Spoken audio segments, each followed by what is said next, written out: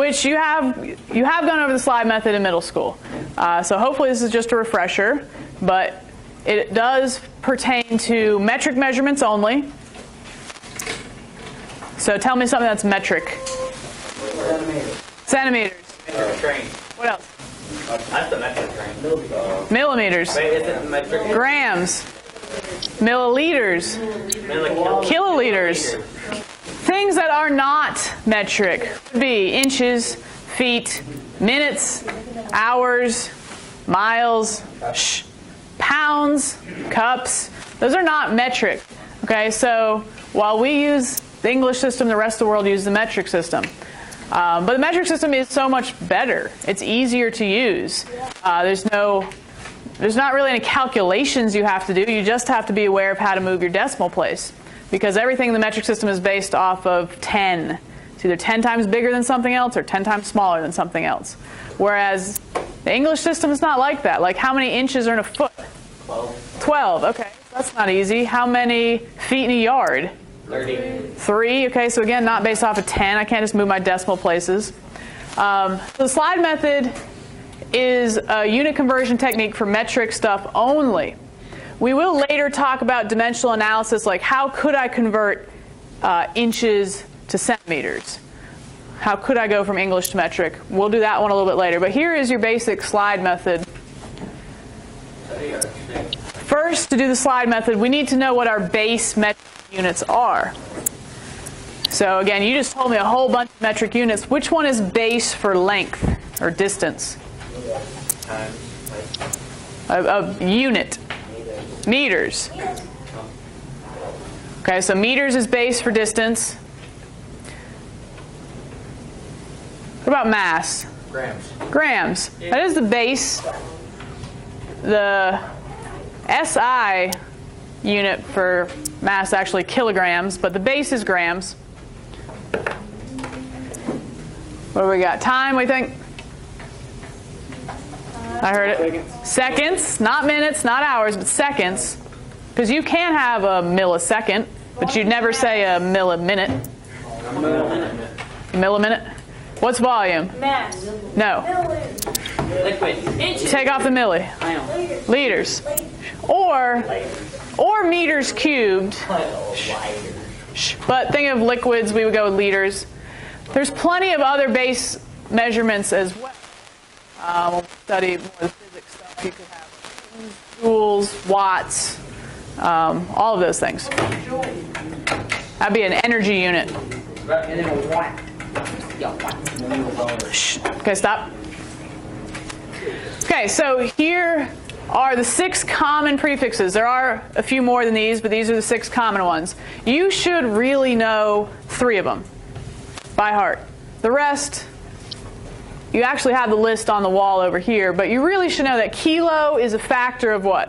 1,000. So a kilo is 1,000 times bigger than your base. So a kilometer or kiloliter or kilosecond is 1,000 times bigger than a second. On the small side, you really should know milli and centi. Milli is also a factor of 1,000. It's just 1,000 times smaller. So a millimeter is 1,000 times smaller than a meter. Centi, like century, how many years in a century? 100. You should know centi is a factor of 100, but it's 100 times smaller than your base. So your meter stick, you have how many centimeters in a meter?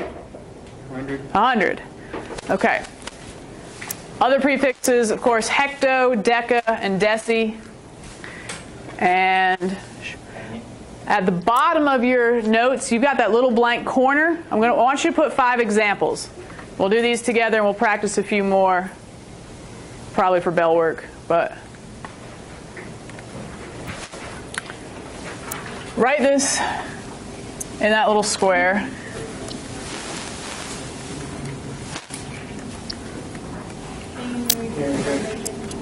Looks like a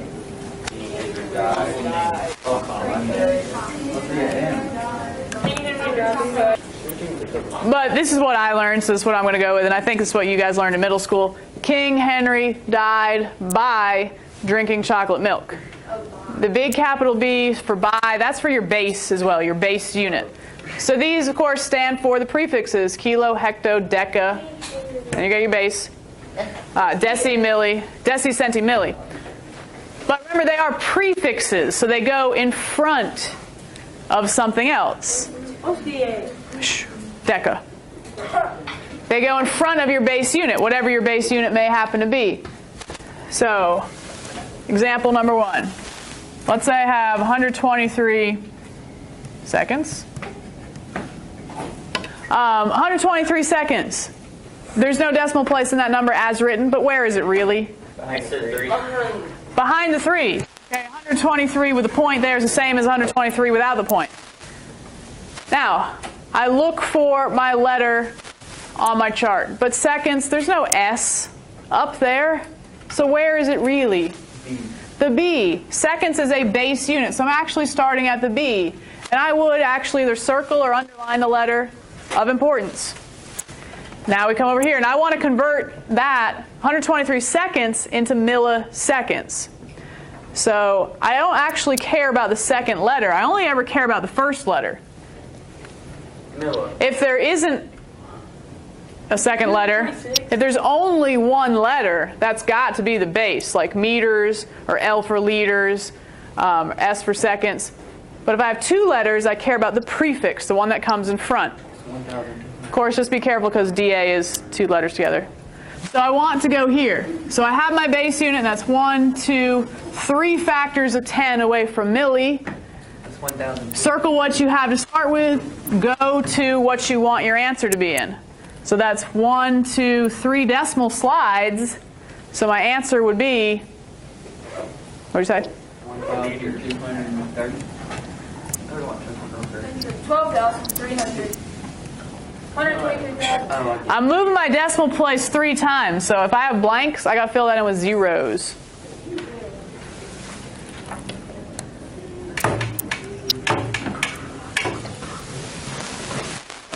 All right, hardest problem in the book. You can do this. You're experts already. 12.3 cm equals how many m's? Shh. Bryson, what do you think? 0.123. 0. Very good. Shh. I don't like the foot. Most common mistake I see in the slide method. If you see just the M, where is that on my list? That is the base. That is a single letter. That stands for meters, not milli. We wouldn't have just milli by itself. So single letters is base. Started with the C. 2 to the left. Bryson is correct. Ta-da. Follow along with me for just a moment, and then we'll take really just a couple slides of notes on this. So our topic here is dimensional analysis. It's another way of converting units. What we just did, the slide method, that only works for metric stuff. I mean, on that quiz, was there anything about hours? Was there anything about inches? Miles? No. And you guys know some of those conversions, like how many inches in a foot? 12. How many feet in a yard? 3. How many minutes in an hour? 60. A lot. I know how many feet are in miles. 60. 5,280. Yeah, 5,280. How many days in a week? 7. 7, okay. So you just threw out a bunch of random numbers. 12 inches in a foot, 3 feet in a yard, 7 days in a week, 60 minutes in an hour. All kind of random numbers. So that's the English system, and it's really not as easy to work with as the metric system is. Metric system was nice, everything was based off of factors of 10, so you're able to do that slide method and simply move your decimal place when you want to convert metric stuff. But what if we want to convert from metric to the English system, or just deal with English system stuff? The technique for that is called dimensional analysis. So here's sort of the premise of dimensional analysis. You don't need to write this, just see if you can figure it out.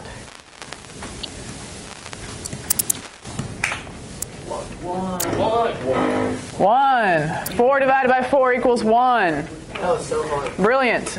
Really hard.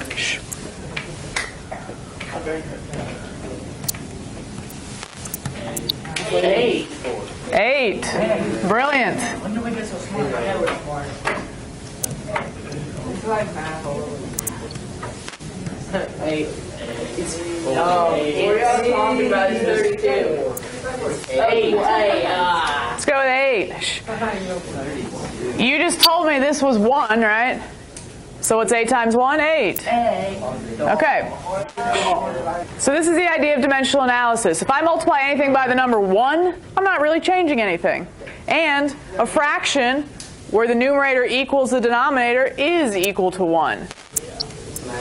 All right, try one more for me. What if I throw in a variable like x? You guys are in algebra, what do you got? The answer is 4x. Not 4x. It's 4 times. It's what? X cancels. Just 4 because the x cancels. Very good. I don't like it. Science is applied math. 12x divided by 3x is 4. That would be like saying, how many times does 3 inches fit into 12 inches? 4 times. It doesn't fit in 4 inches. You would cancel out inches. So just like our variables would cancel out top and bottom, same with units as well. Units would cancel just like variables would. So that's sort of the whole premise of dimensional analysis. If you understood the very basic math I just went through, you'll get dimensional analysis. Now go to your notes. All right, do you have that copied down? Okay, so to see if your dimensional analysis problem is set up correctly, you're going to check, do the units cancel?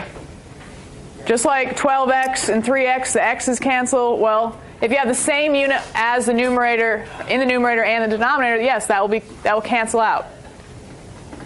Then you have to make sure that you're really multiplying by the number 1. And you're multiplying by the number 1 if the numerator equals the denominator. 4 divided by 4 equals 1. We're going to check that as well. If you have room in your notes, you can fit in your notes. If not, get out a separate sheet of paper.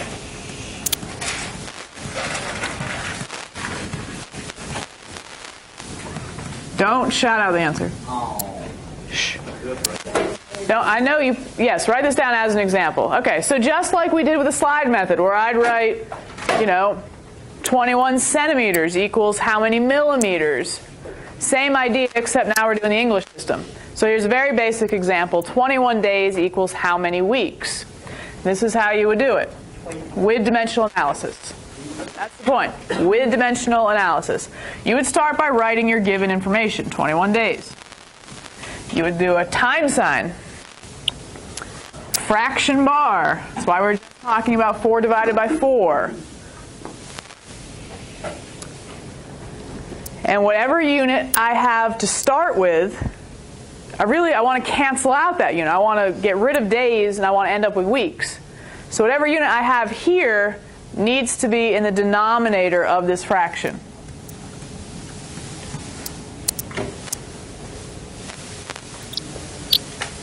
Okay. Now I just need to come up with an equality, something that is true about days and hopefully helpful as far as getting me over to weeks. So what do we know about days and weeks? 7 days in a week. So I would say 7 days on the bottom is 1 week.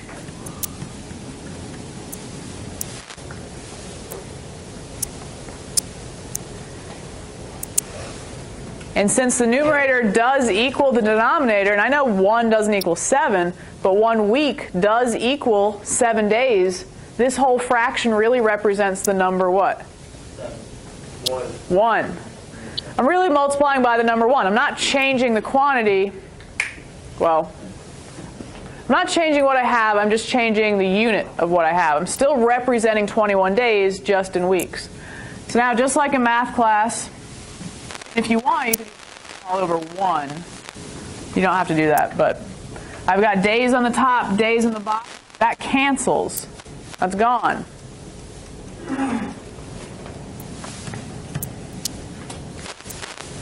And now I would actually multiply the numerator and the denominator. Well, what's 21 times 1? 21. What is 1 times 7? So what is my answer? 3, and I'm left with this unit, weeks. As we would have known anyway. That's dimensional analysis. So again, the things you're checking for that you just wrote down in the notes, do the units cancel appropriately? Did I cancel out days and end up with weeks? Yes, I did. Does the numerator actually equal the denominator? In that case, yes. Yes, it does. All right. Right. I'm going to put just a couple more in our notes. Okay. Number 1. I'm not even actually getting the answer. I just want to know which one's set up correctly to start. All right, Griffin, number 1. You want to turn 12 days into minutes. You've got this choice. And in this case, there's actually 2 fractions. That's fine. We could have as many fractions as needed. So you've got choice A or choice B. Which one do you think is set up correctly to turn days into minutes? A. Okay, so things we check for. Does the numerator actually equal the denominator? Does 1 day equal 24 hours? Yes. 1 hour equals 60 minutes? Yes. That part's good. Second thing to check for, though, do the units cancel?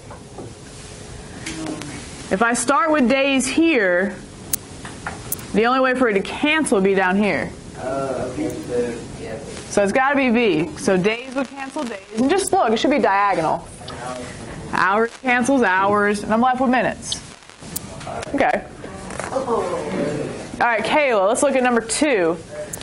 All right, this one's a little shorter. 27 inches, I want to turn that into feet. So we got choice A, B, C. Give them a look. Which one do you think, Kayla, will be set up correctly?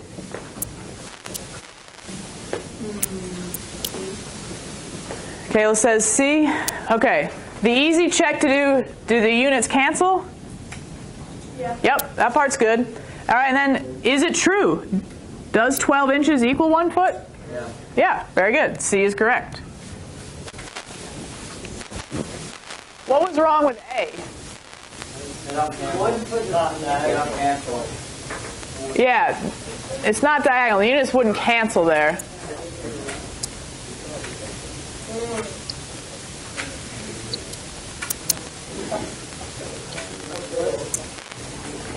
All right, let's look at number 3.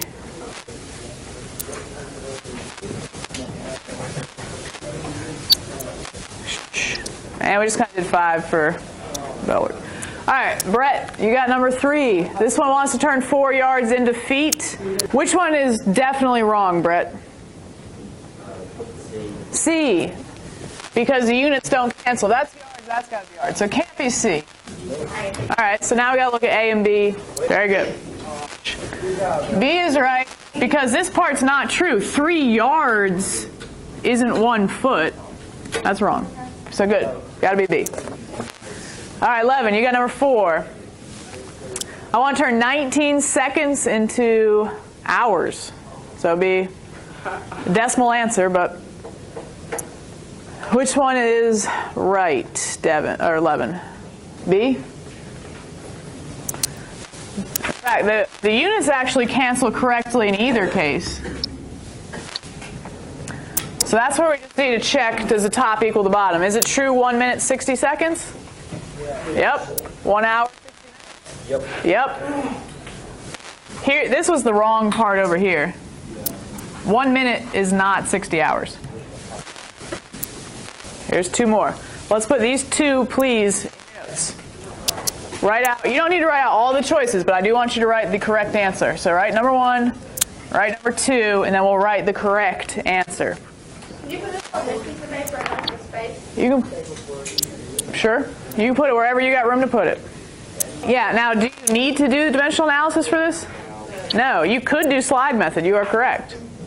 But I want to see how it would be set up with dimensional analysis. Yeah, you actually could with slide method do either of these. But like I said, I'm not even asking you what the numerical answer is. I'm just asking you which one's set up to do it. So you could get a calculator out and check with the slide method, but I just want to know which one's set up. And since this is, it might be helpful if you write down your little prefix chart.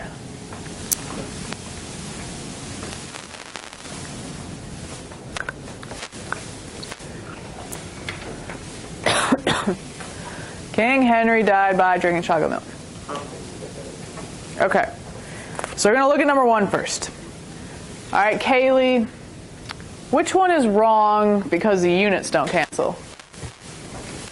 That might be okay because meters and meters, that would cancel. Which one do the units not cancel right? C. I'm trying to get rid of meters and turn my answer into meters. So it can't be C. That's not going to work. All right, now, how do we know which is true? Well, a little bit of common sense, or also using the slide method chart. Which one? Which one's right? B. And it might be easier just to eliminate the wrong ones. You know about the size of a millimeter. We've measured that with the rulers. Centimeters were like the size of your fingernail. Millimeters were 1/10 of that. How big's a meter? That's a stick that I walk around with. So is it true that 1 little millimeter equals 100 of those sticks? No, that can't make sense. Another way to check is just ask yourself, which one's the bigger unit? I've got millimeters and I've got meters. What's bigger, millimeter or meter? Meter's bigger than a millimeter. So whatever the bigger unit is, that's got to have the smaller number. Meter's a bigger unit, so it should have a smaller number. So this is definitely wrong. Here, meter's the bigger unit, so one big thing equals a lot of small things. So this is the one that's got to make sense. And you should know milli is a factor of 1,000. One big thing should equal a lot of small things. Yeah. All right, let's try number 2. So I would write what I got in green here. I want that in your notes, and I really would like this correct answer in your notes. And we'll just do one more in the notes. We'll still practice a few more, but one more in the notes. So 22.6 centigrams is how many grams? Who knows? First, try to just figure out which one's wrong. Like which ones are obviously wrong. Try to figure that one out. All right, Bryson, tell me one answer that is wrong. Yeah, C can't work because centigrams should have to cancel centigrams, and that doesn't match. Okay, can't be C. Angie, tell me the other one that's wrong. B is wrong for the same reason. Centigrams should be down here. So that was kind of an easy one to figure out that it had to be A. Also, centi is a factor of 100. Gram is bigger, so one big gram equals 100 small centigrams. All right, so please write number 2 down. Have another example in your notes of a correct one.